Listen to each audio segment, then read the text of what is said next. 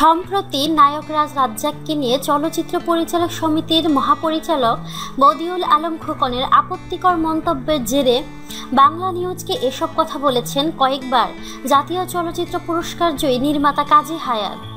সোমবার 22 মে দুপুরে বাংলা নিউজের সঙ্গে আলাপে কাজী হায়াৎ আরও বলেন, রাজ্জাক জীবনের শেষ সময় পর্যন্ত চলচ্চিত্রের জন্য নিজেকে বিলিয়ে দিয়েছেন।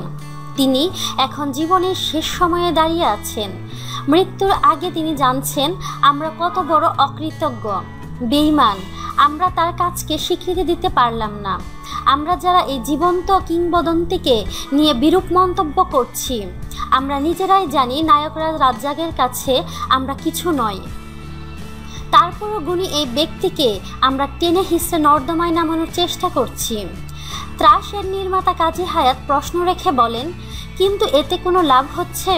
বরং আমাদের নাকেই তো চুনের দাগ লাগছে। এমনকি পুরো চলচ্চিত্র সমাজকে কলঙ্কিত করা হচ্ছে।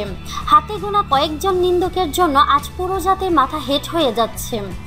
জীবন্ত এই কিংবদন্তিকে নিয়ে যারা সমালোচনায় ব্যস্ত, তাদের অর্জনের ঝুলিতে লক্ষ্য করলে দেখা যাবে জিরো। অথচ চলচ্চিত্রের নক্ষত্রকে নিয়ে আজেবাজে মন্তব্য করে পুরো জাতিকে কলুষিত করছে। এই বিষয়টা জাতীয়ভাবে দেখা উচিত। মানুষের ভুল মেনে নেওয়া যায়, কিন্তু বেয়াদবি মানা ঠিক নয়। দাঙ্গাখ্যাত এই নির্মাতা আরও বলেন, দুঃখ শুধু রাজ্জাক সাহেবের একার নয়। তিনি হয়তো কিছুই মনে করছেন না, কারণ তিনি বদিউল আলম খোকন সম্পর্কে হয়তো জানেন। এক কথায় বানরের গলায় মুক্তোর মালা পড়েছে, তো তাই এমনটা হচ্ছে। তবে এই ধরনের বেয়াদবদেরকে ছাড় দেওয়া উচিত হবে না। তাদের কাজ নেই, টাকা পয়সা খাটিয়ে নেতৃত্বে এসেছে।